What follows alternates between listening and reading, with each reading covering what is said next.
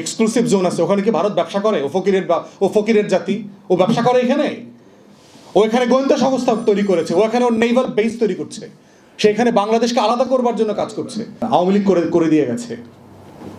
সিদ্দিক ভাই জানেন কিনা, ভারতকে 1000 না যেন 1500 একরের একটা এক্সক্লুসিভ ইকোনমিক জোন দিয়েছে। 1500 একরের ফেনী নদীর এবং বঙ্গোপসাগরমুখী। বাংলাদেশে প্রায় 100-র মতো এক্সক্লুসিভ জোন আছে, ইকোনমিক অর্থনৈতিক জোন আছে, পৃথিবীতে এটা করে। কোনো রাষ্ট্রকে এককভাবে দেওয়া হয় না এটা। এবং আপনি কোথায় দিয়েছেন? সেটা দিয়েছেন ফেনী নদীর ওই পারে বঙ্গোপসাগরের মুখে। তাহলে যদি ফেনী নদীর ব্রিজটা ভেঙে দেয়, তাহলে কিন্তু পার্বত্য চট্টগ্রাম এবং চট্টগ্রাম বিভাগ কিন্তু বাংলাদেশ থেকে আলাদা হয়ে যাবে।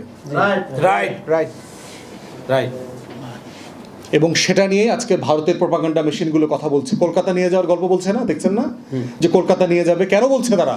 কারণ জানে যে ওইখানে আমার 1500 একরের এক্সক্লুসিভ জোন আছে, ওখানে কি ভারত ব্যবসা করে? ও ফকিরের জাতি, ও ব্যবসা করে এখানে? ও এখানে গোয়েন্দা সংস্থা তৈরি করেছে, ও এখানে ওর নেভাল বেস তৈরি করছে, সে এখানে বাংলাদেশকে আলাদা করবার জন্য কাজ করছে। রামপালে কি ভারত বিদ্যুৎ উৎপাদন করতে আসছে সুন্দরবনে? এই ধরনের মানে রাষ্ট্র বিক্রির যে প্রকল্প আওয়ামী ফ্যাসিবাদীরা করে গেছে গত 16 বছরে, আমরা অন্তর্বর্তীকালীন সরকারকে বলছি ইমিডিয়েটলি মিরেশ্বরাইতে ভারতকে দেয়া এক্সক্লুসিভ জোন বাতিল করবেন, অথবা এটা সকল দেশের জন্য, চায়নাকে, পাকিস্তানকে, রাশিয়াকে, সবাইকে এখানে ব্যবসা করতে দিতে হবে। এই জোনে একটা হইতে পারবে না, এক্সক্লুসিভ হইতে পারবে না, কারণ এটা আমার সভরেন্টির সাথে প্রশ্ন। অতএব এইটা না করলে রামপালে বিদ্যুৎ কেন্দ্র একই রকম, এই প্রকল্প বাতিল করেন। সুন্দরবন ধ্বংস করে ওখানে বিদ্যুৎ দরকার নাই আমাদের। আমরা অন্ধকারে থাকবো, তারপরে বাংলাদেশ রাষ্ট্র রাখতে হবে। রাষ্ট্র থাকলে এই রাষ্ট্রে আলো জ্বলবেই, এটা কয়লা দিয়ে হোক, গ্যাস দিয়ে হোক, বিদ্যুৎ দিয়ে হোক, আমরা আলো জ্বালাবোই। কিন্তু রাষ্ট্র না থাকলে রামপাল দিয়া বিদ্যুৎ আমার থাকবে না, আমি এটা করতে পারবো না। ঠিক। অতএব সেই যে আমার যে থ্রেট পারসেপশনগুলো আছে, যে আমার রাষ্ট্র কোথায় কোথায় হুমকির মুখে আছে, সেই জায়গাগুলো আমাকে মাথায় রাখতে হবে। 2007-এর দেখেন আপনার, এই যে indigenous community, protection of the indigenous কমিউনিটির ব্যাপারে একটা কনভেনশন হয়েছে জাতিসংঘের।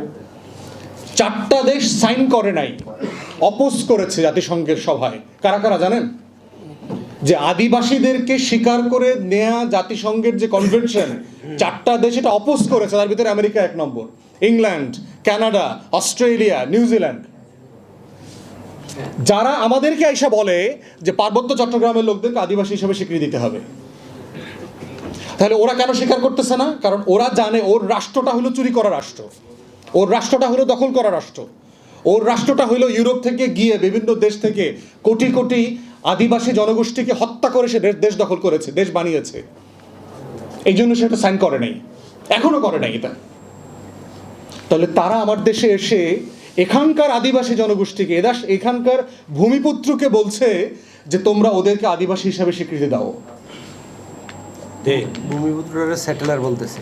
কত বড় অসভ্য প্রস্তাবনা! এবং এইটা আবার আমাদের বাটপার বুদ্ধিজীবী নাগরিক সমাজ আমাদেরকে খাওয়ায়, আমাদের তথাকথিত লো গ্রেডেড কনস্টিটিউশনাল এক্সপার্ট আছে যেগুলো আমাদের খাওয়ায়, যারা 72 সালের মতো একটা বাটপারি সংবিধান জাতির উপরে চাপাই দিচ্ছে, তারা আমগরে আদিবাসী আর সেটলার শেখাই দিচ্ছে।